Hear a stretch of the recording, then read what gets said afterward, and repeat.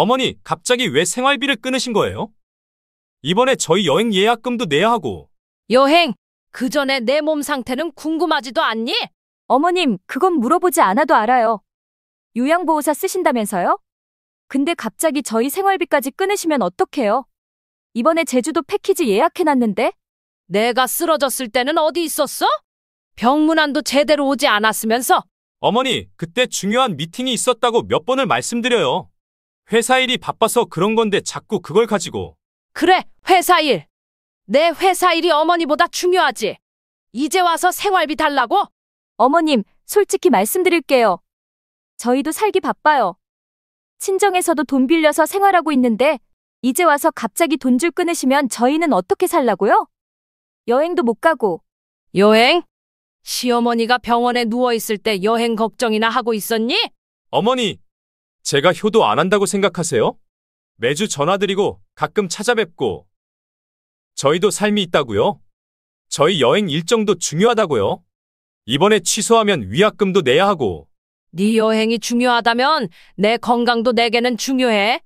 내 돈으로 너희 여행 비용까지 대줄 필요는 없잖니? 어머님, 그럼 저희가 어머님한테 효도도 못하게 하실 거예요? 여행 다녀와서 선물도 사오려고 했는데. 선물 따위 말고 정성이 필요해. 내가 아플 때 옆에 있어주는 것, 그것이 진짜 효도야. 어머니, 정말 이러실 거예요? 이번 달 카드값도 나오고 대출금 이자도 갚아야 하는데 여행 겸 가서 어머니 좋은 선물 사드리려고 했어요. 어머님, 저희가 얼마나 효도하려고 노력했는지 아세요? 친구들은 다 시부모님 모시지도 않는데 저희는 매번 명절에 찾아뵙고. 명절에 찾아오는 게 효도니? 내가 아플 때 옆에 있어주는 게 효도지. 그럼 어머니는 저희가 어떻게 하길 바라세요? 직장 그만두고 매일 찾아뵙길 원하세요? 여러분, 이 장면을 보시면서 많은 분들이 공감되는 부분이 있으셨을 것 같습니다. 시어머니와 며느리 그리고 아들 사이에 복잡한 감정이 얽혀 있는 상황이죠. 한편으로는 건강이 좋지 않을 때 곁에 있어주길 바라는 어머니의 마음도 충분히 이해가 됩니다. 하지만 젊은 부부의 입장에서는 어떨까요? 자신들의 생활과 계획도 있는데 갑작스럽게 경제적 지원이 끊기면 당황스러울 수밖에 없습니다. 특히 며느리 입장에서는 우리도 나름대로 노력했는데라는 억울함이 있을 수 있어요. 어머니의 내가 아플 때 옆에 있어주는 것, 그것이 진짜 효도야. 라는 말은 이해가 되지만 듣는 입장에서는 상당한 부담으로 다가올 수 있습니다. 무조건적인 희생을 요구하는 것처럼 느껴질 수도 있으니까요. 결국 서로의 기대치가 다른 것이 문제의 핵심인 것 같습니다. 어머니는 정서적 지원을, 젊은 부부는 형식적인 효도로도 충분하다고 생각했으니까요. 여러분은 이런 상황에서 어떻게 생각하시나요? 댓글로 여러분의 생각을 나눠주세요. 혹시 비슷한 경험이 있으신 분들은 어떻게 해결하셨는지 궁금합니다. 이 이야기가 마음에 와닿으셨다면 좋아요와 구독도 눌러주시고 다음 에피소드에서는 이 갈등이 어떻게 전개될지 함께 지켜봐요. 알림 설정도 켜두시면 새 영상 소식을 가장 빠르게 받아보실 수 있답니다. 시작하겠습니다. 남편의 눈물로 얼룩진 장례식을 마친 지 몇 년 흘렀습니다. 40년 동안 함께한 시장 분식집은 이제 다른 사람의 손에 넘어갔습니다. 분식집 매대 앞에서 마지막으로 인사를 나누던 날 단골 손님들은 제 손을 잡고 눈물을 흘렸지만 저는 눈물 한 방울 흘리지 않았습니다. 남편이 떠난 후 눈물이 말라버린 건지 아니면 제 마음이 더 강해진 건지 모르겠습니다. 그저 74년 인생을 살아오며 배운 것이 있다면 세상은 약한 모습을 보이는 사람에게 더 가혹하다는 것뿐이었습니다. 분식집을 정리하면서 모았던 돈과 남편의 보험금 그리고 평생 모아온 저축을 합쳐 정확히 2억 원을 아들 부부에게 건넸습니다. 그들의 집 마련을 위한 자금이었습니다. 제 아들은 자신이 30이 넘도록 자기 집 한 채 없다는 것을 늘 아쉬워했고 새로 맞이한 며느리에게 더 좋은 환경을 제공하고 싶어 했습니다. 모성애라는 것이 참 이상해서 아들의 행복한 얼굴을 보는 것만으로도 제 가슴이 따뜻해지는 느낌이었습니다. 하지만 저는 단순한 사람이 아니었습니다. 공증사무소에서 서류를 작성하던 그날 저는 아들의 눈을 똑바로 바라보며 단호하게 말했습니다. 이건 완전한 증여가 아니라 너희가 나를 부양한다는 전제 하에 주는 거야. 그 점 명심하렴? 아들은 고개를 끄덕였고 며느리는 환하게 웃으며 어머니 걱정 마세요. 저희가 잘 모실게요. 라고 약속했습니다. 돌아오는 길 택시 안에서 저는 창밖의 풍경을 바라보며 남편과 함께했던 시간들을 떠올렸습니다. 남편은 항상 저에게 사람 믿다가 낭패 볼 일 있으면 차라리 세상을 믿지 마 라고 말했습니다. 그때는 너무 냉소적인 말이라고 생각했는데 이제와 생각해보니 그 말에 제 아들까지 포함되어 있었던 것은 아닐까 하는 생각이 들었습니다. 집에 돌아와 텅 빈 거실에 앉아 있으니 40년 세월이 주마등처럼 스쳐 지나갔습니다. 아들을 키우기 위해 새벽부터 밤늦게까지 분식집을 지켰던 날들, 남편과 함께 아들 뒷바라지를 위해 허리 굽혀 일했던 시간들, 그리고 이제 모든 것을 내려놓고 혼자가 된 현실. 하지만 저는 약한 사람이 아니었습니다. 늘 그래왔듯이 제 삶은 제가 책임지겠다는 단단한 마음이 있었습니다. 첫 주, 며느리는 정말 부지런히 찾아왔습니다. 일주일에 2번 반찬을 만들어 냉장고를 채워주고 집안 구석구석을 청소해 주었습니다. 아들도 주말마다 들러 에어컨 필터를 청소하고 형광등을 갈아주는 등 소소한 도움을 주었습니다. 저는 그런 그들을 보며 남편 걱정 마세요. 우리 아들 잘 크고 있어요라고 마음속으로 중얼거렸습니다. 하지만 세상 일이 항상 바람과 같이 흘러가진 않습니다. 1달, 2달이 지나자 며느리의 방문은 점점 뜸해졌고 반찬통은 점점 작아졌습니다. 전화로 안부를 물을 때면 일이 바빠요 라는 말이 늘어갔습니다. 저는 그것이 단순한 변명이 아님을 알았습니다. 사람의 행동이 변할 때는 항상 이유가 있는 법이니까요. 석 달이 지난 어느 날 저는 며느리에게 직접 물었습니다. 약속이 그렇게 쉽게 깨지니? 며느리는 어색한 웃음을 지으며 앞으로 더 자주 올게요 라고 말했지만 그 눈빛에서 진심을 찾을 수 없었습니다. 저는 그날 밤 처음으로 제가 내린 결정이 옳았는지 의심하기 시작했습니다. 며느리의 어색한 웃음이 내 머릿속에서 사라지지 않던 그날 이후로 일주일이 흘렀습니다. 창문 밖으로 보이는 하늘은 유난히 맑았지만 내 마음속은 회색빛 구름이 가득했습니다. 아직도 40년간 운영했던 분식집의 냄새가 내 손끝에 남아있는 것 같았습니다. 냉장고 문을 열 때마다 며느리가 채워놓았던 반찬통들이 점점 비어가는 모습이 눈에 들어왔습니다. 처음 약속했던 일주일에 2번 방문은 이제 1달에 1번 정도로 줄어들었습니다. 남편이 살아있을 때는 이런 일이 없었을 텐데 라는 생각이 머리를 스쳐 지나갔지만 곧바로 떨쳐냈습니다.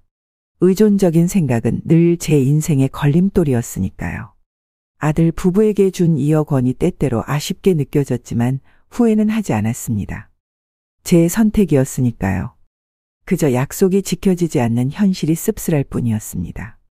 그날 아침 평소와 다름없이 일어나 창문을 열고 커튼을 걷었습니다.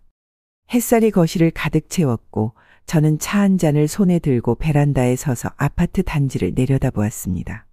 어느 날부터인가 새벽에 일어나는 습관이 생겼습니다.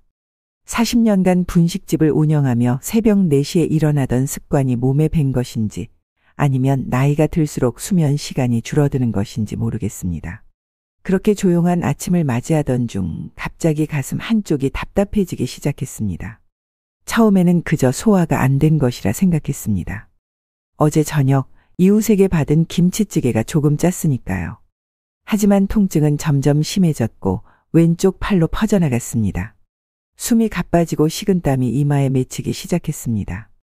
그제야 이것이 단순한 소화불량이 아니라는 것을 깨달았습니다. 침착하게 휴대폰을 찾아 아들에게 전화를 걸었습니다.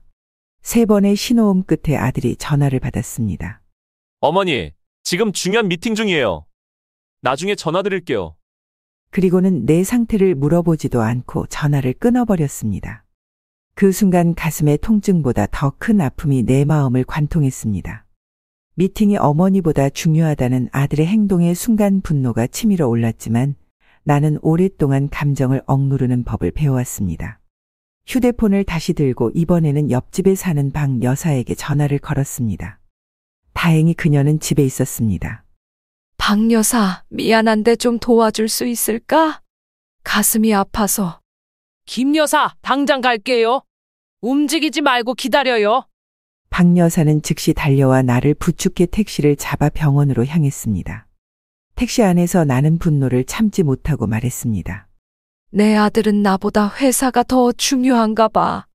40년을 키웠는데 정작 내가 아플 때는 미팅이 더 중요하다니.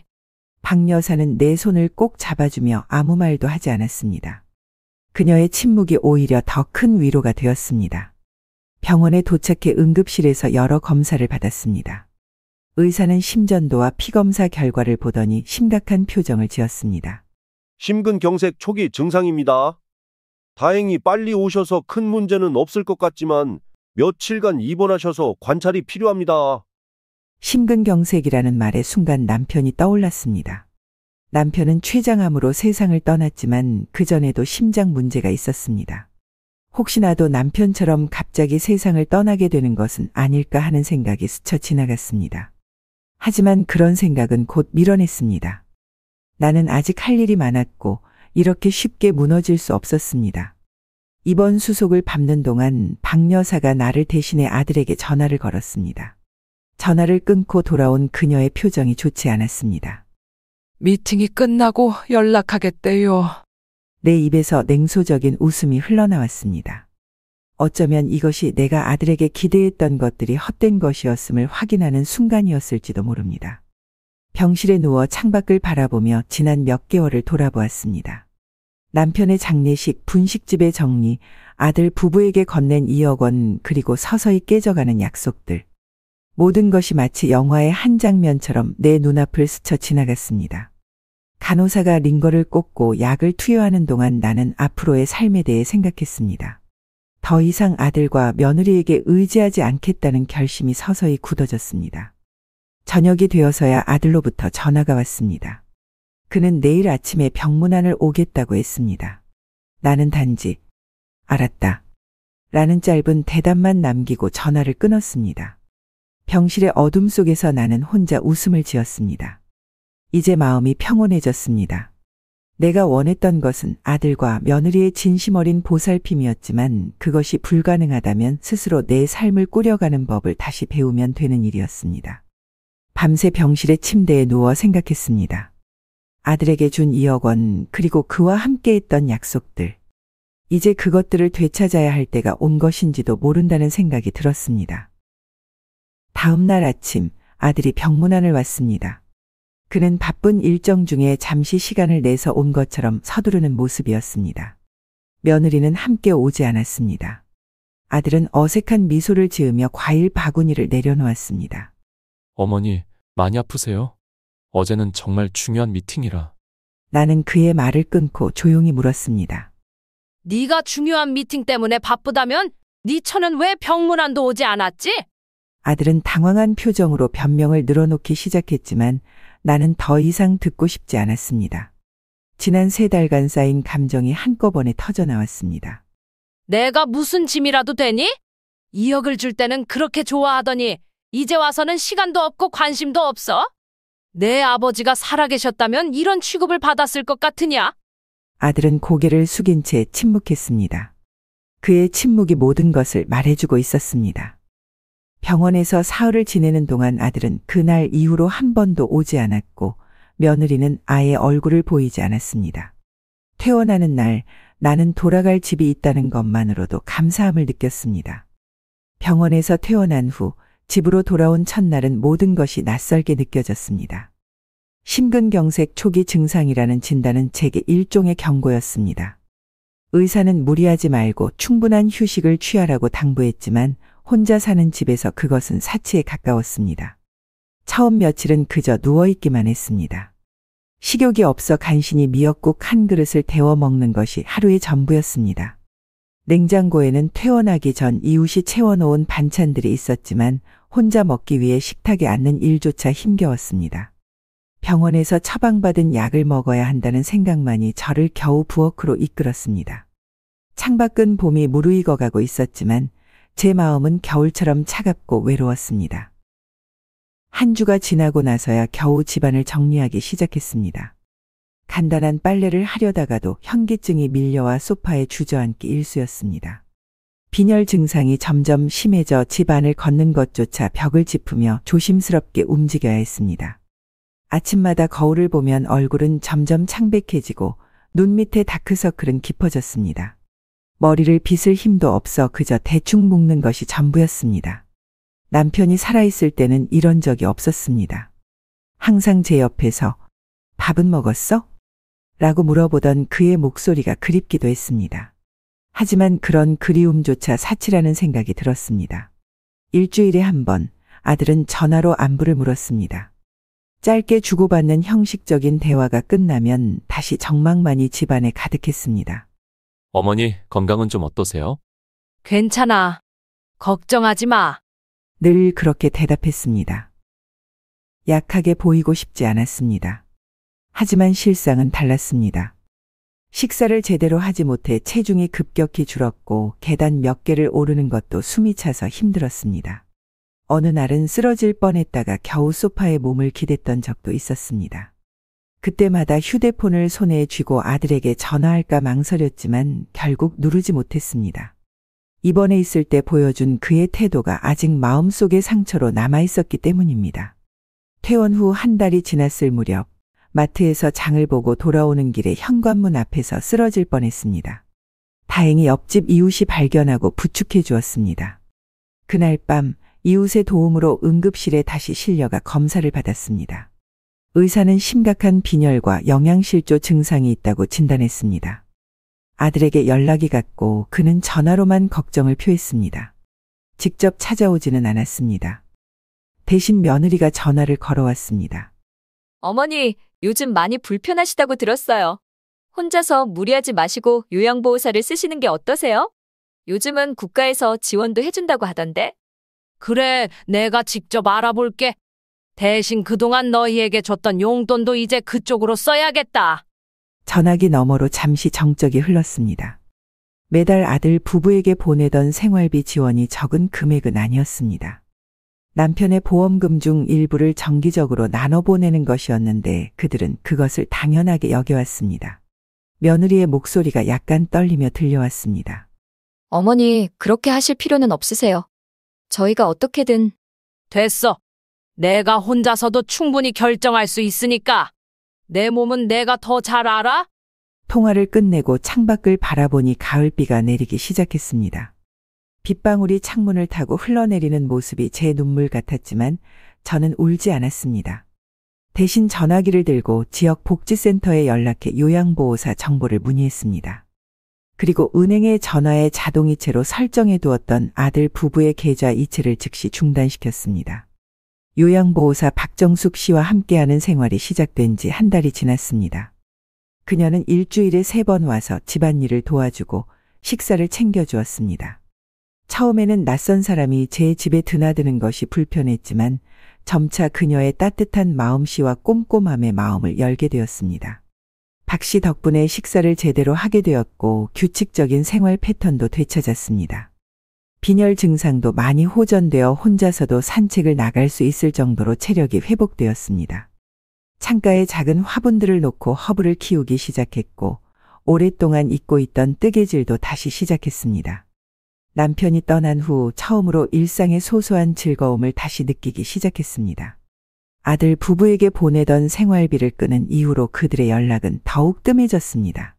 가끔 형식적인 안부 전화가 오는 것이 전부였습니다. 그래도 저는 개의치 않았습니다.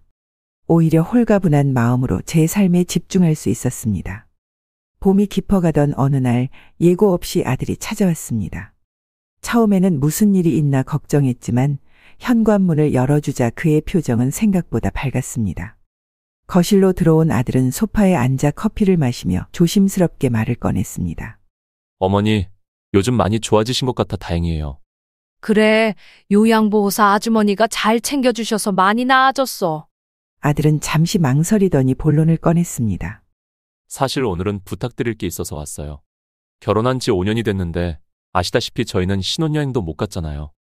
그래서 이번에 유럽 여행을 계획하고 있어요. 민정이도 많이 기대하고 있고. 그의 말에 순간 머릿속이 하얘졌습니다.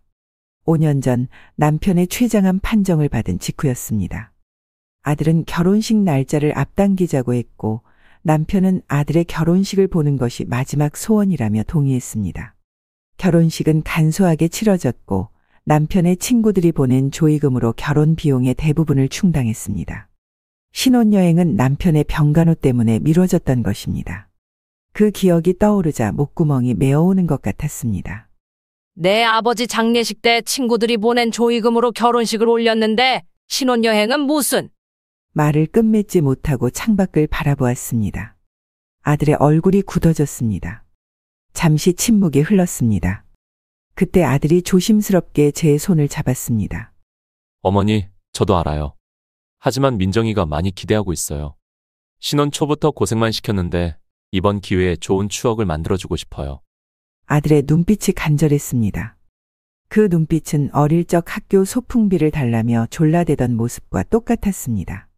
아무리 강인한 어머니라도 자식의 간절한 눈빛 앞에서는 무너지기 마련입니다.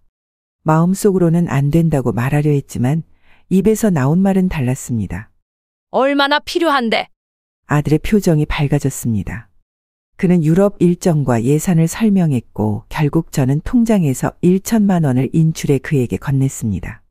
퇴원 후 모아둔 요양비와 생활비의 상당 부분이었습니다. 아들은 감사하다며 어색하게 절을 했습니다. 문을 나서기 전 그는 돌아보며 말했습니다. 걱정 마세요, 어머니. 좋은 선물 사올게요. 아들이 떠난 후 창가에 서서 그가 탄 차가 사라지는 모습을 지켜보았습니다. 가슴 한편이 무거웠지만 동시에 홀가분한 느낌도 들었습니다. 아마도 이것이 마지막일 것이라는 예감 때문이었을까요? 박 씨가 방문하는 날이 아니었지만 갑자기 그녀에게 전화를 걸었습니다. 박 씨, 오늘 시간 되면 잠깐 와주실 수 있나요? 같이 차 한잔 하고 싶네요. 그날 밤 박 씨와 함께 차를 마시며 아들에 관한 이야기를 나눴습니다. 그녀는 조용히 듣기만 했지만 그것만으로도 위안이 되었습니다. 아들 부부의 여행 일정이 끝나고 돌아오는 날, 저는 아침부터 조금 설레는 마음으로 집안을 정리했습니다. 비록 제가 준 1,000만 원으로 떠난 여행이었지만 그들이 좋은 추억을 만들고 돌아오면 함께 이야기를 나눌 수 있을 거라 기대했습니다. 창가에 앉아 뜨개질을 하며 시간을 보내던 중 초인종 소리가 들렸습니다. 문을 열자 아들과 며느리가 여행 가방을 끌고 서 있었습니다. 피곤해 보이는 얼굴이었지만 그 속에서 여행의 즐거움이 남아있는 듯했습니다. 어머니, 다녀왔습니다. 아들이 형식적인 인사를 건넸고 며느리도 가볍게 목례를 했습니다. 거실로 들어선 그들은 소파에 앉아 작은 종이봉투를 내밀었습니다. 어머니 선물이에요. 봉투 안에는 파리 에펠탑 모양의 작은 열쇠고리와 초콜릿 한 상자가 들어있었습니다. 그저 관광지에서 흔히 볼 수 있는 기념품 수준이었습니다. 물론 선물의 가격이 중요한 것은 아니었지만 1,000만 원의 여행 비용을 생각하면 다소 성의 없게 느껴졌습니다. 그래도 저는 미소를 지으며 감사하다고 말했습니다. 여행은 어땠니? 파리는 날씨가 좋았어? 기대감을 담아 물었지만 돌아온 대답은 너무나 싱거웠습니다. 좋았어요. 날씨도 괜찮았고요. 아들의 대답은 그게 전부였습니다. 며느리는 휴대폰을 들여다보며 아무 말도 하지 않았습니다. 더 이상의 대화는 이어지지 않았고 커피를 한 잔 마시자마자 그들은 피곤하다며 일어섰습니다. 문을 나서면서 아들이 말했습니다. 어머니, 저희는 이제 집에 가보겠습니다. 요양보호사 아주머니 잘 계시죠? 그게 전부였습니다. 어머니를 위해 여행 이야기를 들려주거나 함께 사진을 보며 추억을 나누려는 시도조차 없었습니다. 문이 닫히고 집안에 혼자 남겨졌을 때 가슴 한켠이 무겁게 가라앉았습니다. 창가에 앉아 저녁이 깊어가는 것을 바라보며 생각에 잠겼습니다. 그들에게 1,000만 원이라는 큰 돈을 주었지만 돈 이상의 마음은 전해지지 않은 것 같았습니다. 식탁에 앉아 저녁을 준비하려던 중 문득 궁금증이 생겼습니다. 휴대폰을 꺼내 아들의 SNS를 찾아보았습니다. 박 요양사가 알려준 대로 검색창에 아들의 이름을 입력하자 그의 계정이 나타났습니다. 사진들이 가득했습니다. 파리의 에펠탑 앞에서, 베네치아의 곤돌라 위에서, 로마의 콜로세움 앞에서 모두 웃고 있었습니다. 하지만 제 눈을 의심할 수밖에 없었던 것은 사진 속에는 아들과 며느리뿐만 아니라 며느리의 부모님과 동생까지 함께였다는 점이었습니다. 손가락으로 화면을 내리자 며느리가 올린 글이 눈에 들어왔습니다. 시어머니 덕분에 럭셔리 호텔에서 꿀여행 중. 베르사유 궁전 호텔 조식 최고 처음 타본 비즈니스석. 그 밑에는 호화로운 호텔 방 사진과 비즈니스석 좌석에서 찍은 사진들이 이어졌습니다. 제가 준 1,000만 원으로 그들은 비즈니스석을 타고 럭셔리 호텔에 묵으면서 게다가 며느리의 가족까지 초대했던 것입니다. 제게는 작은 열쇠고리 하나를 선물하면서 말입니다. 휴대폰을 내려놓은 손이 떨렸습니다. 분노보다는 깊은 실망감이 가슴을 채웠습니다. 창밖에 어둠이 짙어지는 것처럼 제 마음속에도 어둠이 깊어졌습니다.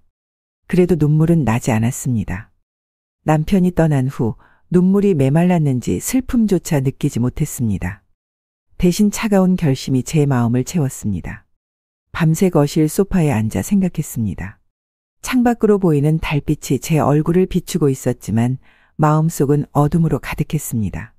SNS에서 본 사진들이 계속해서 머릿속을 맴돌았습니다.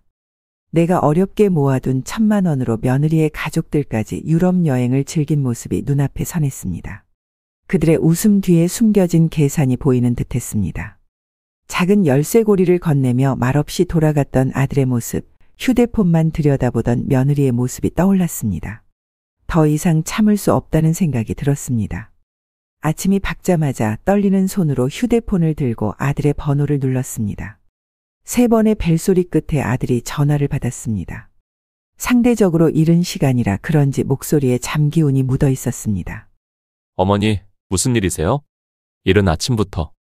제 목소리는 놀라울 정도로 차분했습니다. 평생 시장에서 분식집을 운영하며 단련된 강인함이 그대로 묻어났습니다. SNS 봤다. 내가 준 돈으로 처가 식구들까지 데려간 거니? 전화기 너머로 잠시 침묵이 흘렀습니다. 아들이 당황한 기색이 역력했습니다. 아, 그게 어머니, 사실은 장인어른 생신이라 같이 가게 됐어요. 갑작스럽게 결정된 일이라. 말을 더듬는 아들의 목소리에서 거짓말하는 사람 특유의 떨림이 느껴졌습니다. 저는 깊게 한숨을 내쉬었습니다. 평생 사람을 상대해온 저에게 그런 변명은 너무나 뻔해 보였습니다. 그래, 장인어른 생신이면 축하해드려야지. 하지만 그 축하를 왜 내 돈으로 해야 하지? 내 처가 식구들 여행 경비까지 내가 대줘야 하는 이유가 있니? 아들이 말을 잇지 못하고 있을 때 제 마음속에서 차오르던 감정이 폭발했습니다. 하지만 목소리는 여전히 차분했습니다. 오히려 그 차분함이 제 분노를 더 선명하게 전달하는 것 같았습니다. 이제 보니 너희한테 난 그냥 돈 주는 사람이구나. 며느리는 시어머니가 아니라 그냥 돈 주는 남 취급하는 거지? 아들이 급하게 말했습니다. 어머니, 그런 의도가 아니었어요. 저희가 잘못했습니다. 찾아뵙고 제대로 설명드릴게요. 설명할 필요 없다. 이미 SNS에 다 올라와 있잖니? 시어머니 덕분에 럭셔리 호텔에서 꾸려행 중이라고. 내가 너희에게 준 돈의 의미를 생각해봤니? 그건 단순한 돈이 아니라 내 마음이었어? 전화기 너머로 아들의 숨소리만 들렸습니다. 그가 할 말을 잃은 것이 느껴졌습니다. 저는 마지막으로 단호하게 말했습니다. 이제 끝이다. 내 인생은 내가 살 거야. 당분간 연락하지 말아라. 전화를 끊고 창밖을 바라보았습니다. 아침 햇살이 창문을 통해 거실을 환하게 비추고 있었습니다. 마치 새로운 시작을 알리는 것 같았습니다. 아들과의 통화 이후 저는 한 달간 의도적으로 연락을 끊었습니다. 휴대폰에 울리는 전화와 문자를 무시하고 스스로에게 시간을 주었습니다. 처음으로 제 자신만을 위한 시간이었습니다. 남편이 떠나고 분식집을 정리하고 아들에게 돈을 건넨 이후 계속 뭔가에 쫓기듯 살아온 제 인생을 되돌아볼 수 있는 소중한 시간이었습니다. 매일 아침 일찍 일어나 근처 공원을 산책했습니다. 새들의 지저귐과 바람소리가 제 마음을 치유해 주었습니다. 요양보호사 박 씨는 여전히 일주일에 3번 방문했지만 이제는 단순한 돌봄을 넘어 친구가 되어 있었습니다. 함께 요리를 하고 드라마를 보고 때론 인생 이야기를 나누기도 했습니다. 그러던 어느 날 아침에 일어나려다 갑자기 심한 어지럼증과 함께 다리에 전기가 통하는 듯한 통증이 느껴졌습니다. 처음에는 단순한 노화 증상이라 생각했지만 통증이 점점 심해졌습니다. 박 씨의 권유로 종합병원에서 정밀검사를 받았습니다. 김 여사님, 요추 디스크 협착증이 꽤 심하시네요. 이 상태로는 수술이 필요합니다. 담당 의사의 진단은 단호했습니다. CT 스캔 결과를 보여주며 의사가 설명했습니다. 수술 자체는 어렵지 않지만 문제는 수술 후 회복 과정입니다. 최소 3주간은 누군가의 도움이 반드시 필요해요. 혼자서는 일상생활이 거의 불가능합니다. 집으로 돌아오는 택시 안에서 깊은 생각에 잠겼습니다. 수술은 두렵지 않았습니다. 제 인생에 크고 작은 수술은 여러 번 있었으니까요. 문제는 회복 기간이었습니다. 요양원에 갈 수도 있었지만 내심 아들의 도움을 받았습니다. 이게 우리 사이를 회복할 마지막 기회가 될지도 모른다는 생각이 들었습니다. 한 달 만에 처음으로 아들에게 전화를 걸었습니다. 놀랍게도 첫 벨소리에 전화를 받았습니다. 어머니, 드디어 연락 주셨네요. 걱정 많이 했어요. 그의 목소리에는 진심이 묻어 있는 것 같았습니다. 저는 상황을 설명했습니다. 디스크 수술을 받아야 한대. 다음 주 금요일에 입원해서 월요일에 수술 받기로 했어. 많이 심각한가요? 괜찮으세요? 괜찮아. 그런데 잠시 망설이다 용기를 내어 말했습니다. 이번에는 내가 내 곁에 있어줬으면 한다. 수술 후에 혼자서는 힘들대. 전화기 너머로 아들의 숨소리가 들렸습니다. 이상하게 길게 느껴지는 침묵. 그리고 마침내 그가 입을 열었습니다. 어머니, 정말 죄송한데 그 시기에 예약된 해외여행이 있어서 제가 휴가를 쓰기로 했거든요. 제 심장이 한번 크게 뛰었습니다. 정말 이럴 수가 있나 싶었습니다. 그의 말이 계속 이어졌습니다. 죄송해요, 정말로. 하지만 이미 모든 예약이 완료됐고 취소하면 위약금도 크고. 저는 더 이상 듣고 싶지 않았습니다. 그 순간 문득 박 씨가 들려준 옛 속담이 생각났습니다. 호랑이는 죽어서 가죽을 남기고 사람은 죽어서 이름을 남긴다. 제가 죽은 후 아들에게 남길 것은 무엇일까요? 그저 재산뿐일까요? 그렇구나. 알았어. 차분하게 대답한 후 전화는 끊지 않았습니다.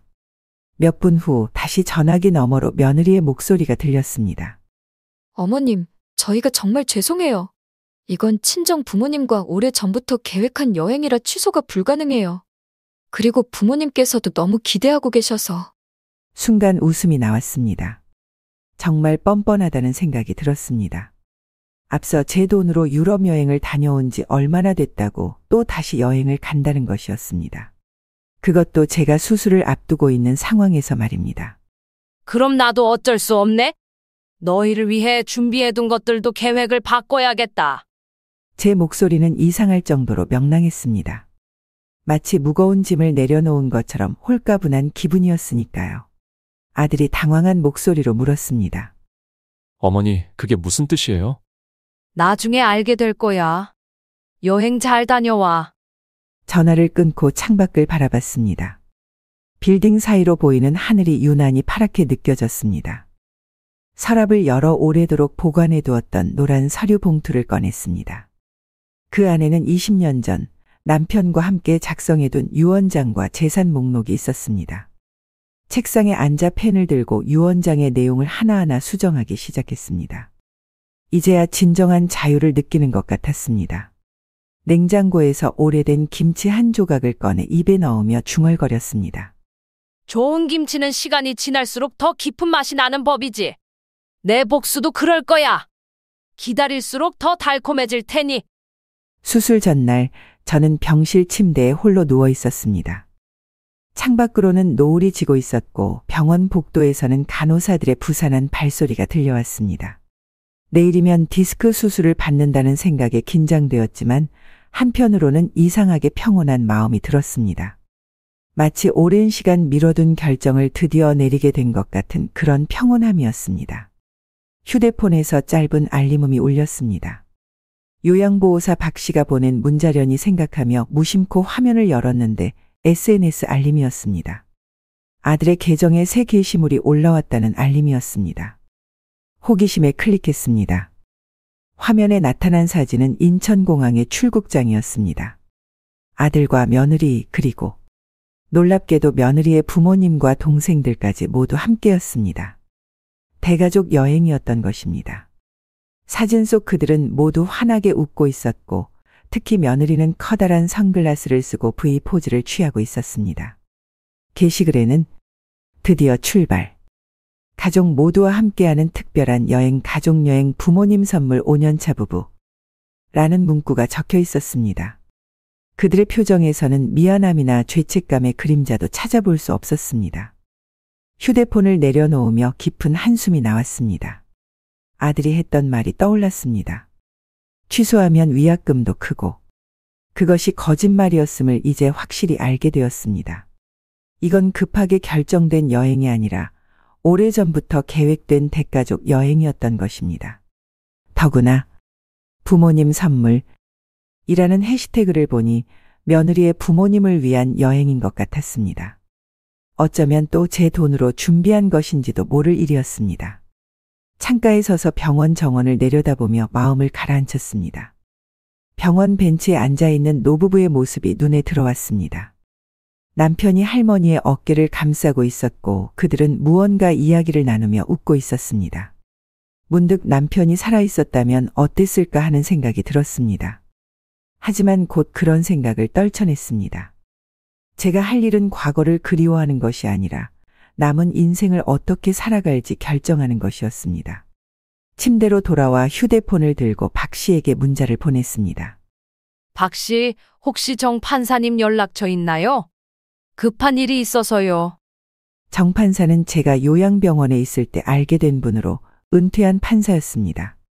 그는 종종 병원에 자원봉사를 왔고 몇 번 이야기를 나눈 적이 있었습니다. 그때 그가 법률 상담을 무료로 해준다는 이야기를 들었던 것이 기억났습니다. 박 씨는 즉시 연락처를 보내왔고 저는 바로 전화를 걸었습니다. 다행히 정 판사는 전화를 받았고 제 상황을 간략히 설명하자 이해해 주셨습니다. 김 여사님, 내일 수술이시라면 시간이 촉박하군요. 제가 지금 바로 병원으로 가겠습니다. 공증인도 함께 데려갈 테니 걱정 마세요. 1시간 후 정 판사는 약속대로 공증인을 동반해 병실을 찾아왔습니다. 그는 조용히 제 이야기를 듣고 메모를 하며 법적 조언을 해주었습니다. 아들 부부에게 징여한 2억 원은 부양 조건부 징여였다고 하셨죠? 공증 서류가 있으시다면 법적으로 효력이 있습니다. 돌려받으실 수 있을 겁니다. 유언장 작성이 시작되었습니다. 저는 또렷한 정신으로 제 마지막 뜻을 전했습니다. 2억 원의 반환 청구, 남은 재산의 처분 방법, 그리고 제가 만약 수술에서 깨어나지 못할 경우에 대한 준비까지 모든 것을 꼼꼼히 기록했습니다. 글을 다 작성하고 서명하는 순간 이상하게도 마음이 가벼워졌습니다. 마치 오랫동안 짊어지고 있던 무거운 짐을 내려놓은 것 같았습니다. 정 판사와 공증인이 작별 인사를 하고 나간 후 저는 창밖의 밤하늘을 바라보았습니다. 별이 유난히 밝게 빛나고 있었습니다. 이제는 끝이다. 내 인생을 되찾을 시간이다. 조용히 중얼거리며 내일의 수술을 위해 눈을 감았습니다. 두렵다기보다는 새로운 시작에 대한 기대감이 더 컸습니다. 이제 더 이상 누구의 어머니도 누구의 아내도 아닌 오직 김학주라는 한 사람으로서의 인생이 시작될 것이기 때문입니다. 마취에서 깨어났을 때 제 몸은 마치 납덩이처럼 무거웠습니다. 눈을 떴지만 머릿속은 여전히 흐릿했고 허리에서부터 다리까지 묵직한 통증이 밀려왔습니다. 의사가 제 앞에 서서 미소를 지었습니다. 김 여사님, 수술은 성공적이었습니다. 협착된 부분을 완전히 제거했고 신경 압박도 해소됐어요. 다행이라는 생각이 들었지만 그때까지만 해도 앞으로의 회복 과정이 얼마나 힘들지 예상하지 못했습니다. 수술 다음 날부터 고통이 본격적으로 시작되었습니다. 허리를 조금만 움직여도 날카로운 통증이 전신을 관통했고 화장실에 가는 것조차 2명의 간호사 도움이 필요했습니다. 밤에는 통증 때문에 잠을 이루기 어려웠고 진통제를 맞고 나서야 겨우 눈을 붙일 수 있었습니다. 하지만 저는 포기하지 않았습니다. 셋째 날부터 간호사들이 놀랄 정도로 강한 의지를 보였습니다. 물리치료사가 방문하자 저는 그에게 물었습니다. 최대한 빨리 회복하려면 어떻게 해야 하나요? 그는 제 상태를 고려해 조심스럽게 대답했습니다. 일단은 충분한 휴식이 필요합니다. 그리고 점진적으로 운동을 늘려가야. 제가 그의 말을 끊었습니다. 휴식은 충분히 취했어요. 지금 당장 할 수 있는 운동을 알려주세요. 물리치료사는 잠시 망설이다가 아주 기본적인 운동 몇 가지를 가르쳐 주었습니다. 침대에 누운 채로 할 수 있는 간단한 다리 들기, 발목 돌리기 같은 것들이었습니다. 대부분의 환자들은 고통 때문에 이마저도 꺼리는 경우가 많았지만 저는 매일 물리치료사가 오는 시간 외에도 혼자서 꾸준히 운동을 했습니다. 5째 날 간호사의 도움을 받아 처음으로 침대에서 일어나 보행기를 짚고 서는데 성공했습니다. 워낙 오랜 시간 누워있던 탓에 어지럼증이 심했지만 저는 꾹 참고 한 발 한 발 내디뎠습니다. 김 여사님, 무리하지 마세요. 천천히 하셔도 돼요. 간호사의 걱정스러운 말에 저는 오히려 웃으며 대답했습니다. 내가 할 수 있는 것은 스스로 하겠어요. 아직 이 정도는 문제 없어요. 사실 문제가 없는 건 아니었습니다. 한 걸음 한 걸음 내디딜 때마다 허리가 찢어질 듯한 통증이 밀려왔지만 그것조차 저에게는 살아있음을 느끼게 해주는 증거였습니다. 아들 부부가 저를 버리고 떠났다는 생각이 들 때마다 그 분노와 서러움은 오히려 더 강한 의지로 변했습니다. 그들이 돌아왔을 때 제가 누군가의 도움 없이도 당당히 서 있는 모습을 보여주고 싶었습니다. 일주일이 지나자 병실 안에서의 보행은 어느 정도 익숙해졌고 화장실도 혼자서 다녀올 수 있게 되었습니다. 열흘째 되는 날, 저는 복도 끝까지 혼자 걸어보겠다고 고집을 부렸습니다. 간호사는 걱정스러워했지만 결국 제 뒤에서 따라오는 것으로 타협했습니다. 복도를 걸으며 병원 창문 밖으로 보이는 하늘을 바라보았습니다. 맑은 가을 하늘이 유난히 높고 파랗게 느껴졌습니다. 한 발 한 발 내디딜 때마다 제 안에 무언가가 더 단단해지는 느낌이었습니다. 어쩌면 이 고통스러운 회복 과정은 제 영혼의 회복을 위한 것이기도 했습니다. 2주일이 지났을 때 원장이 회진을 왔습니다. 제가 재활 일지를 보여주자 그는 놀란 표정을 지었습니다. 김 여사님, 정말 대단하세요. 보통 이 정도 수술을 받은 환자들은 한 달은 좋게 걸리는 과정을 절반의 시간에 해내고 계시네요. 저는 미소를 지으며 대답했습니다. 제가 아직 하고 싶은 일이 많거든요. 원장님. 그는 제 손을 잡고 진심 어린 목소리로 말했습니다.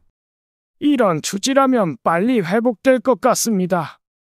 다른 환자들에게도 좋은 본보기가 되고 계세요. 회복 과정은 생각보다 빨랐습니다. 의사들의 예상을 훨씬 뛰어넘는 속도로 저는 건강을 되찾아갔습니다. 매일 아침 일찍 일어나 병실 창가에서 체조를 시작하고 하루에 3번씩 복도를 왕복했습니다. 처음에는 보행기에 의지했지만 2주차가 되면서 지팡이만으로도 충분히 걸을 수 있게 되었습니다. 물리치료사는 제 회복 속도에 놀라워했고 다른 환자들은 저를 보며 희망을 얻는다고 했습니다. 퇴원을 닷새 앞둔 어느 오후 휴대폰이 울렸습니다. 화면에 떠오른 아들의 이름을 보고 잠시 망설였습니다. 3주간 한 번도 연락이 없었습니다. 수술 당일에도 힘든 회복 과정 중에도 단 한 통의 전화나 문자도 없었습니다. 그런데 이제 와서 전화라니. 아마도 여행이 끝나고 돌아온 모양이었습니다. 몇 번의 벨소리 후에 전화를 받았습니다. 여보세요. 제 목소리는 의도적으로 담담했습니다. 아들의 목소리는 조금 어색했습니다. 어머니, 저희 어제 귀국했어요. 여행 잘 다녀왔습니다. 침묵이 이어졌습니다. 저는 아무 말도 하지 않았습니다. 아들이 다시 입을 열었습니다. 수술은 잘 됐나요? 많이 아프셨어요? 그의 목소리에는 미안함보다는 형식적인 안부가 더 느껴졌습니다. 마치 오래 못 본 지인에게 안부를 묻듯이 말이죠. 저는 창밖을 바라보며 대답했습니다. 내 걱정 덕분에 죽을 뻔했지만 살았다.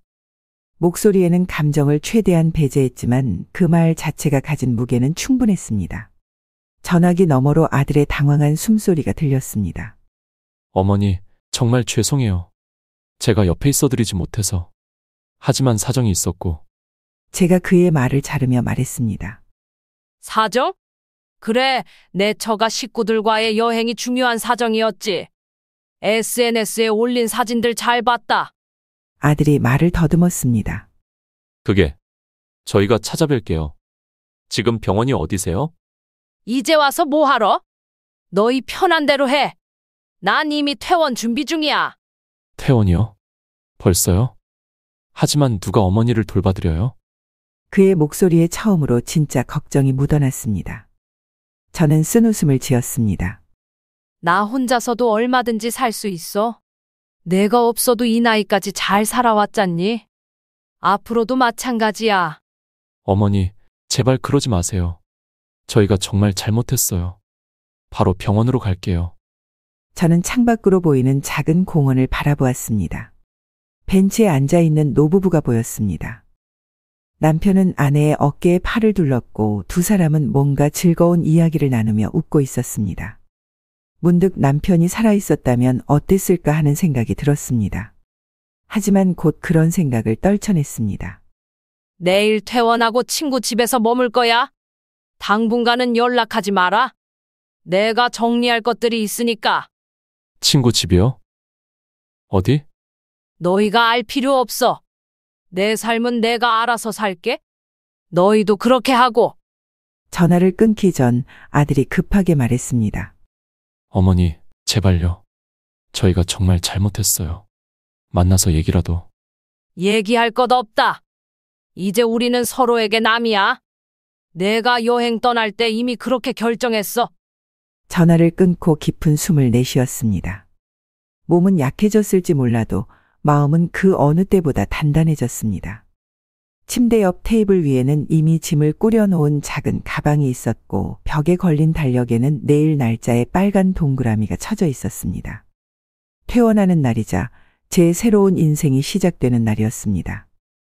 병실 창가에 서서 석양을 바라보며 생각했습니다.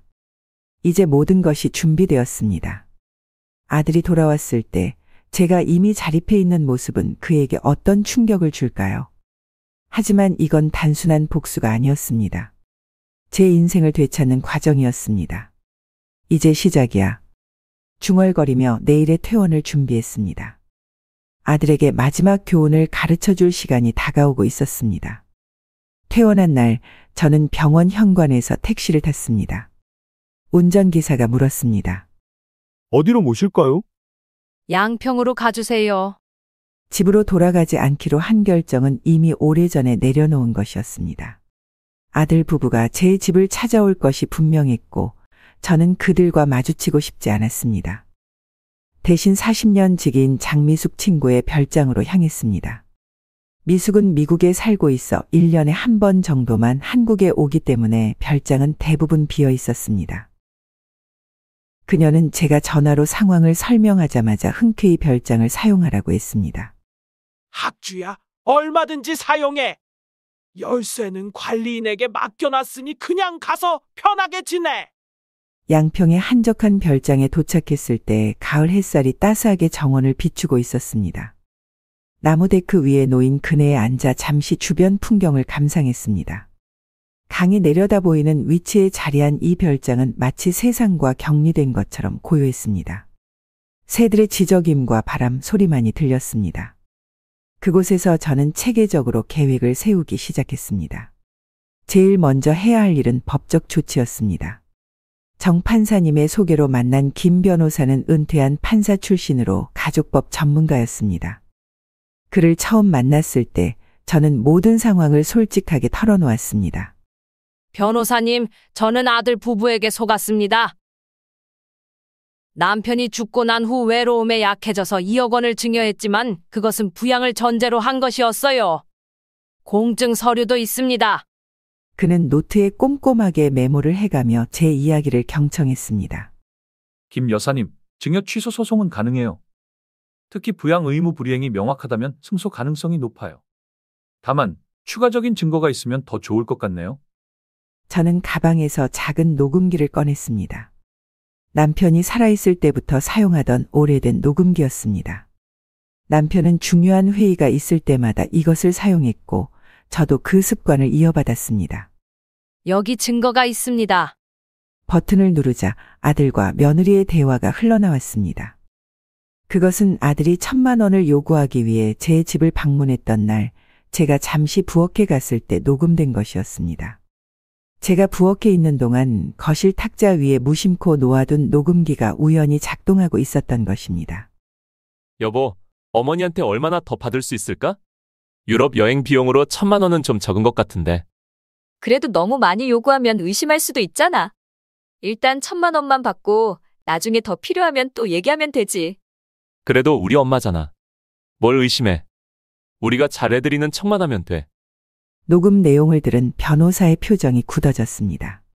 이건 상당히 강력한 증거네요. 부양 의무를 이행할 의사가 처음부터 없었다는 것을 증명할 수 있어요. 저는 휴대폰을 꺼내 아들 부부의 SNS 게시물들도 보여주었습니다. 시어머니 덕분에 럭셔리 호텔에서 꿀여행 중. 이라는 태그와 함께 올라온 사진들, 제가 수술을 받는 동안 온 가족이 해외여행을 즐기는 모습이 담긴 게시물들까지.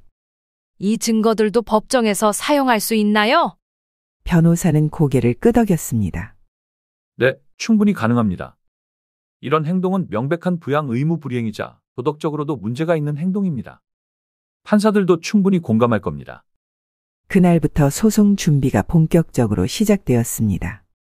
저는 미숙의 별장에서 지내며 하루 종일 서류를 정리하고 증거를 수집했습니다. 매일 아침 일찍 일어나 요가로 몸을 풀고 오전에는 변호사와 연락하며 소송 준비를 했습니다. 오후에는 정원을 가꾸거나 책을 읽으며 마음의 평화를 찾았습니다. 별장 테라스에 앉아 차를 마시며 생각했습니다. 이것은 단순한 복수가 아니었습니다. 이것은 제 자존심을 되찾는 과정이었고 동시에 아들에게 마지막 교훈을 가르치는 기회였습니다. 어쩌면 이 소송이 끝난 후에야 그는 진정한 어른이 될 수 있을지도 모릅니다. 봉투 안에 모든 증거 자료를 정리하면서 중얼거렸습니다. 이제 곧 진짜 싸움이 시작된다. 한 달이 지나고 모든 준비가 끝났습니다. 변호사는 소장을 법원에 제출했고 이제 첫 재판을 기다리는 일만 남았습니다. 그리고 그 과정에서 아들 부부는 반드시 제가 어떤 준비를 해왔는지 알게 될 것입니다. 그들의 표정을 상상하니 잠시 씁쓸한 미소가 지어졌습니다. 모성애는 여전히 제 마음 한구석에 남아있었지만 이제 그것은 정의감보다 약했습니다. 양평의 별장에서의 생활은 의외로 평화로웠습니다. 아침마다 정원을 산책하고 창가에 앉아 책을 읽고 때로는 근처 마을로 나가 시장도 구경했습니다. 허리 수술 후 재활도 꾸준히 이어갔습니다. 병원에서 배운 운동법을 매일 실천했고 날씨가 좋은 날에는 근처 공원까지 천천히 걸어가기도 했습니다. 처음에는 지팡이에 의존했지만 점차 그마저도 필요 없게 되었습니다. 친구 미숙과는 매일 영상통화를 했습니다. 그녀는 미국에서도 저를 걱정하며 자주 연락했고 때로는 밤늦게까지 이야기를 나누기도 했습니다. 그런 날들이 쌓여갈수록 제 마음은 더욱 단단해졌습니다. 아들 부부로부터 온 수십 통의 전화와 문자는 모두 무시했습니다. 아직은 그들과 마주할 준비가 되지 않았기 때문입니다. 한 달이 지난 어느 오후 저는 정원에서 장미를 가꾸고 있었습니다. 가을이 깊어가면서 장미꽃들은 마지막 꽃을 피우고 있었고 저는 그것들을 정성껏 다듬고 있었습니다. 그때 별장 대문 밖에서 자동차 소리가 들렸습니다. 평소에는 찾아오는 사람이 거의 없는 곳이라 의아했지만 아마도 택배기사나 우유 배달원일 거라 생각했습니다. 하지만 대문이 열리고 들어온 사람들의 모습에 저는 가위를 든 채 그대로 굳어버렸습니다. 아들과 며느리 그리고 그들 뒤로 경찰 2명이 따라 들어왔습니다. 아들의 얼굴은 지치고 수척해 보였고 며느리는 불안한 듯 주변을 두리번거렸습니다. 어머니! 아들이 달려와 제 손을 잡으려 했지만 저는 한 걸음 물러섰습니다. 여기가 어디예요? 왜 아무 말도 없이 사라지신 거예요? 저희가 얼마나 걱정했는지 아세요? 그의 목소리에는 분노와 안도감이 뒤섞여 있었습니다. 경찰 중 한 명이 앞으로 나왔습니다. 김학주 여사님이 맞으신가요? 아드님께서 실종 신고를 하셔서 찾아왔습니다. 괜찮으신가요? 저는 정원 장갑을 벗으며 차분하게 대답했습니다. 네, 맞습니다. 하지만 실종된 것이 아니라 제가 자발적으로 이곳에 머물고 있습니다. 경찰관이 고개를 끄덕였습니다. 그렇군요. 하지만 가족들이 많이 걱정하셨습니다. 이제 함께 돌아가시는 게 어떨까요? 아들이 급하게 말을 이었습니다. 어머니, 집에 가시죠. 제가 모시고 살게요. 이젠 정말 잘해드릴게요. 그때 며느리도 앞으로 나섰습니다. 어머님, 저희가 정말 잘못했어요. 용서해 주세요. 이제 정말 잘 모실게요. 두 사람의 모습을 보니 문득 웃음이 나왔습니다. 지금까지 제가 얼마나 속아왔는지, 그리고 앞으로도 그들의 말을 믿는다면 계속 속아 살게 될 것이라는 사실이 너무나 명확하게 느껴졌습니다. 저는 경찰관들을 향해 분명한 목소리로 말했습니다. 저는 자의로 이곳에 머물고 있으며 이 사람들과 함께 살고 싶지 않습니다. 경찰관들이 서로 눈빛을 교환했습니다. 그중 나이든 경찰관이 말했습니다. 법적으로 어르신께서 정상적인 판단 능력이 있으시고 자발적으로 머무르신다면 저희가 강제로 모시고 갈 수는 없습니다. 아들의 얼굴이 하얗게 변했습니다. 하지만 경찰관님, 어머니는 최근에 수술을 받으셨고 혼자 계시기에는 위험해요. 저는 아들로서. 저는 그의 말을 자르며 냉정하게 말했습니다. 내가 수술 받을 때 넌 어디 있었니? 내 처가 식구들과 유럽 여행 중이었지? SNS에 올린 사진들 잘 봤어? 경찰관들이 놀란 표정으로 아들을 바라보았습니다. 아들은 말문이 막힌 듯 아무 말도 하지 못했습니다. 며느리는 얼굴이 붉어지며 고개를 숙였습니다. 경찰관님, 저는 74세지만 정신은 또렷합니다. 제 판단에 따라 이곳에서 지내기로 했고 당분간은 그럴 계획입니다. 이 사람들과는 함께 살고 싶지 않습니다. 경찰관이 이해한다는 듯 고개를 끄덕였습니다. 알겠습니다, 여사님. 저희는 여사님께서 안전하게 계신다는 것을 확인했으니 이만 돌아가겠습니다. 아들이 다급하게 경찰관의 팔을 잡았습니다. 잠깐만요. 그냥 가시면 안 됩니다. 어머니는 노인이시고. 경찰관은 부드럽지만 단호하게 말했습니다. 죄송합니다만 어머님께서 온전한 정신으로 자신의 의사를 표현하셨습니다. 저희가 더 개입할 사항이 아닙니다. 경찰관들이 물러서자 아들은 망연자실한 표정으로 서 있었습니다. 그의 눈에는 당혹감과 분노, 그리고 어쩌면 조금의 후회도 비치는 것 같았습니다. 그는 마지막으로 저를 바라보며 말했습니다. 어머니, 제발요. 저희가 정말 잘못했어요. 한 번만 더 기회를 주세요. 저는 천천히 고개를 저었습니다. 너희에게 이미 너무 많은 기회를 줬어. 이제는 끝이야. 내 인생은 내가 살 거야. 그들이 떠난 후 저는 정원 의자에 앉아 깊은 숨을 내쉬었습니다. 가슴이 무거웠지만 동시에 어떤 해방감도 느껴졌습니다. 이제 정말로 제 삶을 찾아가는 과정이 시작된 것 같았습니다. 오렌지빛 노을이 별장 위로 물들기 시작했고 저는 그 아름다운 풍경을 바라보며 제 마음을 정리했습니다. 이제 진짜 시작이다. 첫 번째 재판날, 해가 뜨기도 전에 일어나 정성껏 준비했습니다. 깔끔한 검은색 정장을 입고 흰색 블라우스를 매치했습니다. 남편과 함께 찍은 사진이 들어있는 작은 목걸이를 목에 걸었습니다. 그것은 마치 남편이 함께 법정에 동행하는 것 같은 느낌을 주었습니다. 법원 앞에 도착했을 때 김 변호사가 이미 기다리고 있었습니다. 그는 저를 보자 안심한 듯 미소를 지었습니다. 오늘 긴장하지 마세요. 저희가 준비한 증거는 충분합니다. 법정에 들어서자 맞은편에 아들과 며느리가 앉아 있었습니다. 그들도 정장 차림이었고 굉장히 침울해 보였습니다. 특히 아들의 얼굴은 피곤해 보였고 눈 밑에는 다크서클이 짙게 내려앉아 있었습니다. 저와 눈이 마주치자 그는 잠시 시선을 피했습니다. 재판이 시작되었고 양측 변호사의 모두 진술 후 증거 제시가 시작되었습니다. 제 변호사는 차분하게 공증된 증여 계약서를 제출했습니다. 그 계약서에는 분명히 부양을 전제로 한 증여라는 문구가 명시되어 있었습니다. 이어서 저희 입원 기록, 수술 내역 그리고 그 기간 동안 아들 부부가 해외에 있었다는 출입국 기록까지 제출되었습니다. 결정타는 녹음 파일이었습니다. 법정에 아들과 며느리의 목소리가 울려 퍼졌습니다.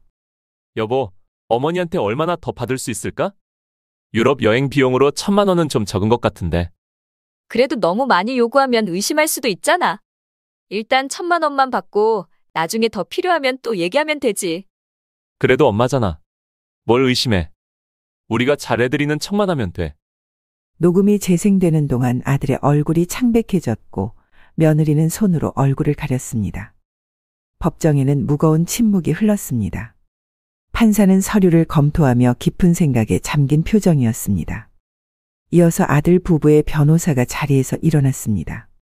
그는 이것이 단순한 가족 간의 오해라고 주장했고 아들 부부가 나름대로 효도하려 했다는 변명을 늘어놓았습니다. 그리고 마지막으로 며느리를 증인석에 불렀습니다. 며느리는 눈가에 눈물을 머금은 채 떨리는 목소리로 말했습니다. 저희도 효도하려 했는데 오해가 있었습니다. 시어머님을 정말 모시고 싶었지만 직장일이 바빠서. 그리고 여행은 오래전부터 계획한 것이라 취소할 수 없었어요. 그녀의 말이 이어지는 동안 판사는 태블릿 PC를 들여다보고 있었습니다. 그것은 아들 부부의 SNS 게시물을 캡처한 자료였습니다. 시어머니 덕분에 럭셔리 호텔에서 꿀여행 중. 이라는 글귀와 함께 찍은 호화로운 사진들, 제가 수술을 받는 날 공항에서 찍은 사진, 그리고 여행 일정이 훨씬 전부터 계획되었음을 보여주는 예약 내역까지. 판사는 고개를 절레절레 흔들며 며느리를 바라보았습니다. 증인의 증언과 이 증거 자료가 일치하지 않네요. 이 게시물은 어떻게 설명하시겠습니까? 며느리는 말문이 막힌 듯 아무 말도 하지 못했습니다. 그녀의 눈에서 진짜 눈물이 흘러내렸고 법정은 다시 침묵에 잠겼습니다. 첫 재판이 끝난 후 김 변호사는 만족스러운 표정으로 말했습니다. 오늘 재판은 아주 잘 진행되었습니다. 판사님께서 증거를 명확히 보셨어요. 승소 가능성이 높습니다. 재판이 계속되는 동안 저는 제 삶의 새로운 의미를 찾기 위해 노력했습니다. 오랫동안 시장에서 분식집을 운영하며 미뤄두었던 꿈이 있었습니다. 바로 글을 쓰는 것이었습니다. 어릴 적부터 일기를 쓰는 것을 좋아했고 때로는 짧은 시나 수필을 써보기도 했지만 생계를 위해 그 꿈을 접어두었던 것입니다. 양평 근처에 있는 노인대학에 문예창작반이 있다는 것을 알게 되었고 망설임 없이 등록했습니다. 일주일에 2번 나이든 학생들과 함께 앉아 글쓰기를 배우는 시간은 특별했습니다.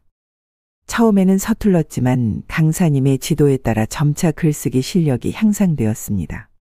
수업 과제로 자전적 수필을 쓰라는 주문을 받았을 때 저는 망설임 없이 제 경험을 글로 풀어내기 시작했습니다. 남편의 죽음부터 아들 부부와의 갈등, 그리고 법정 싸움에 이르기까지 모든 과정을 솔직하게 담았습니다. 글을 쓰는 동안 때로는 눈물이 앞을 가리기도 했지만 동시에 마음이 정화되는 느낌도 들었습니다. 버림받은 부모들의 서글픈 자화상. 이라는 제목의 수필이 완성되었을 때 강사님은 깊은 감동을 받았다며 지역 신문에 투고해보라고 권유했습니다. 반신반의하며 투고했는데 놀랍게도 바로 게재가 결정되었습니다. 신문에 실린 다음 날 제 휴대폰은 쉴 새 없이 울렸습니다. 친구들의 축하 전화도 있었지만 대부분은 비슷한 경험을 가진 노인들이었습니다. 그들은 제 글을 읽고 위로를 받았다며 만나서 이야기를 나누고 싶다고 했습니다. 한 할머니는 전화로 이렇게 말했습니다. 글을 읽으면서 계속 울었어요. 내 이야기 같아서. 나도 딸에게 집을 줬는데 이제는 명절에도 찾아오지 않아요. 그렇게 비슷한 경험을 가진 노인들과의 만남이 시작되었습니다. 처음에는 카페에서 서너 명이 모여 이야기를 나누는 것으로 시작했지만 점차 그 모임이 커져갔습니다. 우리는 서로의 아픔을 나누고 위로하고 때로는 함께 웃으며 새로운 인연을 맺어갔습니다. 법정 싸움은 여전히 진행 중이었지만 저는 더 이상 그것에 모든 에너지를 쏟지 않았습니다. 새로운 친구들과의 만남, 글쓰기, 그리고 자연 속에서의 평화로운 시간이 제게 더 큰 의미를 주었습니다. 아들과의 관계가 끝났다고 해서 제 인생이 끝난 것은 아니었습니다. 오히려 진정한 제 자신을 찾아가는 여정이 시작된 것이었습니다. 어느 날 노인대학의 강사님이 제게 말했습니다. 김 여사님, 계속해서 글을 쓰는 건 어떠세요? 여사님 글이 많은 사람들한테 힘이 될 것 같아요. 그 말을 들으며 생각했습니다. 아픔이 때로는 새로운 시작이 될 수 있다는 것을, 그리고 인생은 언제라도 다시 꽃을 피울 수 있다는 것을 말입니다. 재판이 시작된 지 5달, 최종 판결을 하루 앞둔 늦은 오후였습니다. 저는 양평 별장의 테라스에서 차를 마시며 내일의 결과에 대해 생각하고 있었습니다. 김 변호사에 따르면 승소 가능성이 매우 높았고 이제 모든 과정이 거의 끝나가는 시점이었습니다. 가을에서 겨울로 넘어가는 시기, 정원의 나무들은 이미 잎을 모두 떨궈내고 앙상한 가지만 남아 있었습니다. 그 모습이 마치 제 지난 삶처럼 느껴졌습니다.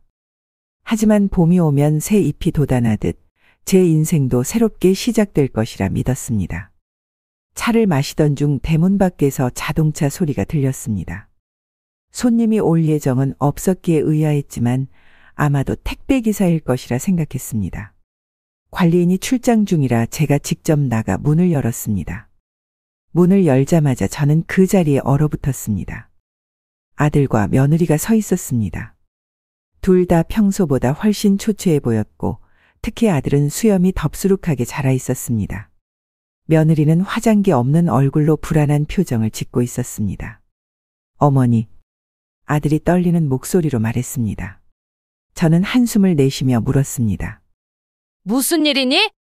법원에서 만나기로 했잖아. 어머니, 잠시 이야기 좀 나눌 수 있을까요? 망설이다가 결국 그들을 안으로 들였습니다. 거실 소파에 앉았지만 아무도 먼저 말을 꺼내지 않았습니다. 무거운 침묵이 흐르다가 갑자기 아들이 소파에서 일어나 제 앞에 무릎을 꿇었습니다. 며느리도 그를 따라 무릎을 꿇었습니다. 어머니, 정말 잘못했습니다. 용서해 주세요. 아들의 눈에는 눈물이 고여 있었습니다. 그것이 진심인지 아니면 내일의 판결을 앞두고 마지막 수단으로 선택한 연기인지 구분하기 어려웠습니다. 다만 그의 얼굴에 역력한 피로감은 거짓이 아닌 것 같았습니다. 며느리가 덧붙였습니다. 어머님, 정말 죄송합니다. 어머님의 재산만 바라봤던 제 욕심을 용서해 주세요. 그녀의 얼굴에서 눈물이 흘러내렸습니다. 그 모습을 보니 문득 제 가슴이 조금 아파왔습니다. 한때는 딸처럼 아꼈던 며느리였으니까요. 하지만 동시에 지난 몇 개월간의 경험이 떠올랐습니다. 심근경색으로 쓰러졌을 때, 디스크 수술을 받을 때 그 어느 때도 그들은 제 곁에 없었습니다. 아들이 간절한 목소리로 말을 이었습니다. 어머니, 모든 것을 다시 시작하고 싶어요. 저희가 잘못했습니다. 이제 진심으로 어머니를 모시겠습니다. 제발 내일 소송을 취하해 주세요. 며느리도 울먹이며 말했습니다. 어머님, 저희 집으로 돌아오세요. 제가 정말 잘 모실게요. 이제는 진심이에요. 그들의 간절한 목소리와 눈물에 잠시 마음이 흔들렸습니다. 문득 우리가 함께 보냈던 행복했던 시간들이 떠올랐습니다. 아들이 취직했을 때의 기쁨, 며느리를 처음 만났을 때의 설렘, 그리고 가족으로 함께 지냈던 평화로운 날들. 하지만 곧 제 마음은 다시 단단해졌습니다. 지난 몇 개월간 제가 배운 가장 큰 교훈은 더 이상 다른 사람의 눈물에 제 인생을 맡기지 않는 것이었습니다. 사람은 위기에 처했을 때 변할 수 있지만 그 변화가 얼마나 지속될지는 아무도 모르는 일입니다. 천천히 일어나 창가로 걸어갔습니다. 밖으로 보이는 강물이 조용히 흐르고 있었습니다. 깊은 숨을 들이마신 후 그들을 향해 돌아섰습니다. 이미 너무 늦었어? 제 목소리는 예상보다 더 단단했습니다. 너희가 진심으로 반성할 시간을 주기 위해 내린 결정이니 받아들이는 것이 좋겠다. 아들의 얼굴이 굳어졌습니다. 어머니, 제발요. 저희가 정말 변했어요. 너희가 변한 건 내일 판결이 나기 때문이야. 지금 와서 무릎 꿇고 용서를 빌지만 그게 진심인지 아니면 재산을 지키기 위한 연기인지 누가 알겠니? 며느리가 흐느끼며 말했습니다. 어머님, 정말 죄송해요. 다시는 이런 일 없을 거예요. 제가 고개를 저었습니다. 지금 와서 하는 약속에 어떤 의미가 있겠니? 내가 아플 때, 수술 받을 때 너희는 어디 있었어? 내가 정말 필요로 할 때 너희는 언제나 없었어? 잠시 침묵이 흘렀습니다. 아들이 마지막으로 시도했습니다. 어머니, 제발 한 번만 더 기회를 주세요. 저희가 평생 갚아나갈게요. 그의 눈에는 진심이 담겨 있는 것 같았지만 저는 이미 결심을 굳혔습니다. 너희에게 줄 기회는 이미 다 주었어. 이제는 너희 스스로 인생을 살아갈 시간이야. 나도 내 인생을 살아갈 거고 그들을 문 밖으로 안내하면서 마지막으로 말했습니다. 내일 법원에서 보자. 판결 결과가 어떻게 나오든 그것이 너희에게 진정한 교훈이 되길 바란다. 문이 닫히고 혼자 남겨진 거실에서 저는 이상하게도 평온함을 느꼈습니다. 예전 같았으면 그들의 눈물에 마음이 흔들렸을 텐데 이제는 달랐습니다. 제가 진정으로 강해진 것인지 아니면 그저 냉정해진 것인지 구분하기 어려웠지만 한 가지 확실한 것은 더 이상 누군가의 기대에 맞춰 살지 않겠다는 결심이었습니다. 창밖으로 해가 지고 있었습니다. 저는 창가에 서서 노을이 지는 모습을 바라보며 생각했습니다. 내일은 새로운 날이 될 것입니다. 법원의 판결이 어떻게 나오든 그것은 단순한 소송의 끝이 아니라 제 새로운 인생의 시작이 될 것입니다. 법원 판결 당일 저는 평소보다 일찍 일어나 차분하게 준비했습니다. 남편과 함께 찍은 사진이 들어있는 작은 목걸이를 목에 걸고 깔끔한 정장을 입었습니다.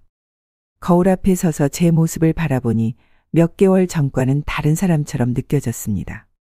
눈빛이 더 단단해졌고 자세도 더 당당해진 것 같았습니다. 법원에 도착하자 김 변호사가 저를 맞이했습니다. 그는 자신감 넘치는 표정으로 미소 지었습니다. 오늘 좋은 결과가 있을 겁니다. 판사님의 태도로 보아 승소 가능성이 매우 높아요. 법정에 들어서자 아들과 며느리가 이미 자리에 앉아 있었습니다. 어제와는 달리 오늘은 두 사람 다 제대로 차려입고 단정한 모습이었습니다. 하지만 그들의 얼굴에는 불안감이 역력했습니다. 아들이 잠시 제 쪽을 바라봤지만 곧 시선을 돌렸습니다. 판사가 입정하고 모두가 자리에서 일어났습니다. 판사는 무거운 표정으로 서류를 정리하더니 곧 판결문을 읽기 시작했습니다. 본 재판부는 원고 김학주와 피고 이민준, 이서연 간의 증여 계약 취소 소송에 대해 다음과 같이 판결한다. 법정은 숨소리조차 들리지 않을 정도로 조용했습니다. 피고 이민준, 이서연은 원고에게 증여받은 금액 2억 원 전액을 반환하라. 또한 원고가 겪은 정신적 고통에 대한 위자료로 5천만 원을 지불하라. 제 귀를 의심했습니다. 위자료까지 인정받을 것이라고는 예상하지 못했기 때문입니다. 아들과 며느리의 얼굴이 창백하게 변했고 그들의 변호사는 놀란 표정으로 판사를 바라보았습니다. 판사는 계속해서 판결 이유를 설명했습니다. 자녀의 부모 부양 의무는 단순한 도덕적 의무가 아닌 법적 의무이다. 특히 본 사건에서 원고와 피고 간의 증여 계약은 명확히 부양을 전제로 한 증여였음이 공증 서류를 통해 입증되었다. 피고들은 이러한 계약 조건을 이행하지 않았을 뿐만 아니라 제출된 증거에 따르면 처음부터 이행할 의사도 없었던 것으로 판단된다. 판사는 잠시 아들 부부를 바라보며 말을 이었습니다. 특히 원고가 수술을 받아야 하는 위급한 상황에서 피고들이 해외여행을 떠난 점, 그리고 원고의 재산을 이용해 자신들의 편의를 도모한 점은 매우 비도덕적인 행위로 판단된다. 이는 단순한 계약 위반을 넘어 인륜적 의무를 저버린 행위이다. 판결이 끝나고 법정을 나서는 순간 저는 홀가분한 느낌과 동시에 묘한 슬픔이 밀려왔습니다. 승리했지만 그것은 가족의 종말을 의미하는 것이기도 했으니까요. 김 변호사가 제 어깨를 가볍게 두드렸습니다. 축하드려요. 정의가 승리한 날입니다. 법원 앞 계단에서 아들과 마주쳤습니다. 그의 눈에는 절망과 분노가 뒤섞여 있었습니다. 어머니, 이게 정말 원하시는 거예요. 저희 집을 팔아야 할지도 몰라요. 어디서 살아야 할지. 저는 그를 똑바로 바라보며 대답했습니다. 내가 나에게 했던 것처럼 이제 너도 스스로 살아가는 법을 배울 차례야. 며느리는 멀찍이 서서 울고 있었습니다. 제 마음 한구석이 흔들렸지만 곧 단단하게 굳혔습니다. 이것은 단순한 복수가 아니라 정의로운 결과였으니까요. 판결 이후에 몇 주는 빠르게 지나갔습니다. 아들 부부는 결국 그들이 살던 아파트를 급매물로 내놓을 수밖에 없었습니다. 2억 원의 반환금과 5천만 원의 위자료를 마련하기 위해서였습니다. 부동산 시장이 침체기였던 탓에 그들은 시세보다 훨씬 낮은 가격에 집을 팔 수밖에 없었고 결국 작은 전세로 이사를 가게 되었습니다. 더 흥미로운 것은 이 소송이 며느리의 가족 관계에까지 영향을 미쳤다는 점이었습니다. 소송 결과가 지역 신문에 보도되면서 며느리의 친정 가족들도 상황을 알게 되었고, 특히 그들이 제 돈으로 유럽 여행을 갔다는 사실이 알려지자 친정 부모님, 특히 어머니가 크게 분노했다고 합니다. 어느 날 노인 대학 문예창작반 수업 후 한동창이 저에게 소식을 전해주었습니다. 김 여사, 며느리분 친정어머니가 공개적으로 딸을 질책했다는 소문 들었어요? 마트에서 친구들과 만나서 남의 부모를 그렇게 대하는 딸을 어떻게 키웠는지 부끄럽다고 말했대요. 저는 그 소식을 듣고도 별다른 감정이 들지 않았습니다. 승리의 짜릿함도 복수의 달콤함도 느껴지지 않았습니다. 대신 제 마음속에는 이상한 평온함이 자리 잡고 있었습니다. 마치 오랜 폭풍이 지나간 후의 고요함 같았습니다. 판결 한 달 후 저는 변호사를 통해 아들에게서 받은 모든 금액을 정확히 확인했습니다. 2억 5천만 원. 제가 평생 일하며 모은 돈과 남편의 보험금을 합한 금액이었습니다. 처음에는 그 돈으로 무엇을 할지 고민했지만 곧 결정을 내렸습니다. 그 돈의 상당 부분은 제 남은 인생을 위해 사용하되 일부는 제가 새롭게 시작한 삶의 의미를 더해줄 곳에 기부하기로 했습니다. 양평 별장에서의 시간을 정리하고 저는 작은 전원주택을 구입했습니다. 그곳에서 제 마지막 장을 써나가기로 결심했습니다. 창문으로 보이는 작은 정원에는 장미를 심었고 거실에는 남편과 함께 찍은 사진을 크게 확대해 걸었습니다. 거실 소파에 앉아 창밖을 바라보며 생각했습니다. 법적 승리는 얻었지만 그것이 제게 진정한 행복을 가져다 주지는 않았습니다. 진정한 행복은 제가 앞으로 어떻게 살아갈 것인가에 달려 있었습니다. 이제 더 이상 누군가의 어머니나 아내가 아닌 오직 김학주라는 한 사람으로서의 인생이 시작된 것입니다. 재판이 끝나고 한 달이 지났을 때 저는 오랫동안 고민해오던 결정을 내렸습니다. 돌려받은 2억 5천만 원과 제가 따로 모아둔 돈 중 일부를 사회에 환원하기로 했습니다. 이것은 단순한 기부가 아니라 제가 겪었던 아픔을 다른 이들이 겪지 않도록 하는 작은 씨앗이 되길 바랐습니다. 지역 노인복지센터의 김 원장님과 만나 제 생각을 전했습니다. 제가 겪은 일이 결코 저 하나만의 문제가 아니라고 생각합니다. 많은 노인들이 자식들에게 버림받고 외롭게 살아가고 있죠. 그들에게 작은 희망이라도 되고 싶습니다.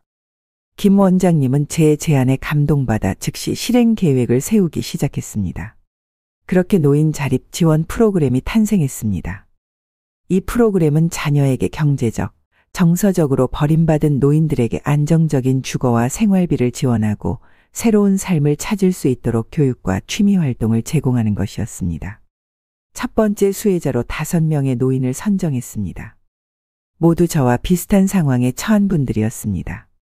평생 자식을 위해 살았지만 노년에 외면당한 분들이었죠.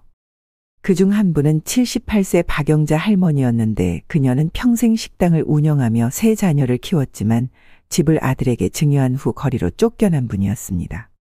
저는 이제 희망이 없다고 생각했어요. 그런데 김 여사님 덕분에 다시 웃을 수 있게 되었습니다. 박 할머니의 말에 제 눈에 눈물이 고였습니다. 제 상처가 다른 이들에게 위로가 되고 그들의 치유가 다시 제 상처를 치유하는 것이었습니다. 2달 후 지역 신문에서 이 사연을 다루었습니다. 자식에게 버림받은 어머니, 세상을 향한 따뜻한 손길을 내밀다. 라는 제목의 기사였습니다. 이 기사는 예상치 못하게 큰 반향을 일으켰고 전국 방송에서도 관심을 보이기 시작했습니다. 저는 제 경험이 다른 노인들에게 경고가 되길 바랍니다. 자식에게 무조건적인 희생을 하는 것이 항상 옳은 것은 아닙니다. 스스로를 지킬 줄 알아야 합니다. 한 달 후 놀라운 소식을 들었습니다. 아들이 다니던 회사에서 사직서를 제출했다는 것이었습니다. 동료들 사이에서 아들의 정체가 알려졌고 그는 매일 불효자, 부모를 버린 자식 등의 시선을 견디지 못했다고 합니다.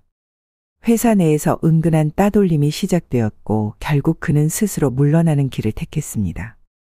며느리의 상황은 더 심각했습니다. 그녀의 SNS 계정에는 부모를 버린 자식에게 복수한 시어머니 관련 기사가 계속해서 태그되었고 악성 댓글이 달리기 시작했습니다. 그녀는 결국 모든 SNS 계정을 폐쇄할 수밖에 없었습니다. 이런 소식을 들었을 때 제 마음은 복잡했습니다. 한편으로는 그들이 자신의 행동에 대한 대가를 치르고 있다는 생각에 정의가 실현되었다는 안도감이 들었지만 다른 한편으로는 그들도 제 자식이라는 사실에 마음 한구석이 아팠습니다. 노인복지센터에서 주최한 노인 인권 포럼에 참석했을 때 한 젊은 여성이 다가와 물었습니다. 김 여사님, 아드님 부부가 지금 어려움을 겪고 있다고 들었는데 혹시 후회하시는 점은 없으신가요? 저는 잠시 생각하다가 대답했습니다. 후회는 없습니다. 그들은 자신의 선택에 대한 책임을 지는 법을 배우고 있을 뿐이에요.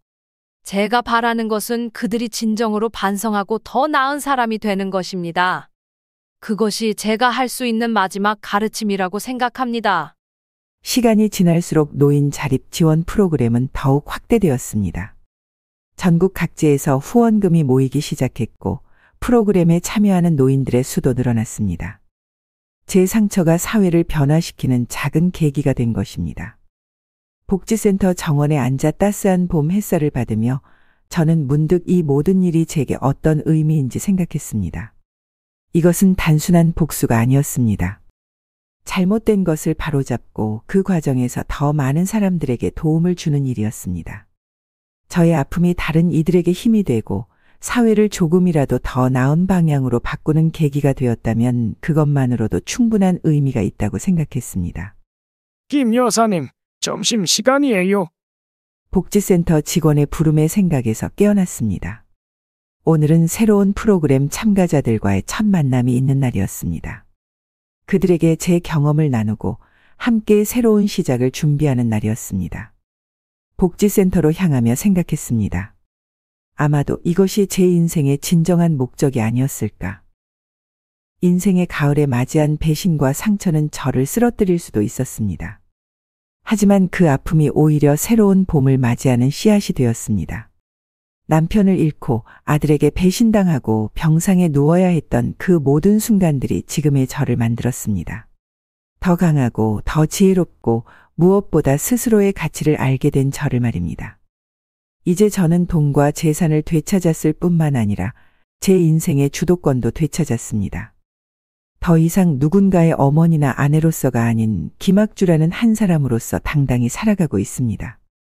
비슷한 상처를 가진 이들에게 힘이 되고 세상의 작은 변화를 일으키는 일은 제게 새로운 기쁨을 가져다 주었습니다. 모든 부모가 자식에게 헌신하지만 그 헌신이 당연시되어서는 안 됩니다. 자식을 위한 희생이 결국 자신을 지우는 일이 되어서도 안 됩니다. 진정한 효도는 형식적인 선물이나 가끔의 방문이 아니라 부모의 마음을 이해하고 존중하는 데서 시작됩니다. 저의 이야기가 누군가에게 위로가 되고 또 다른 누군가에게는 경각심이 되기를 바랍니다. 인생은 언제라도 다시 시작할 수 있습니다. 74세의 나이에 새로운 길을 찾은 제가 그 증거입니다. 여러분도 자신의 가치를 잊지 마시고 언제나 당당하게 자신의 인생을 살아가시길 바랍니다. 삶은 때로 우리를 배신하지만 그 아픔을 딛고 일어서는 순간 더 아름다운 내일이 기다리고 있을 테니까요.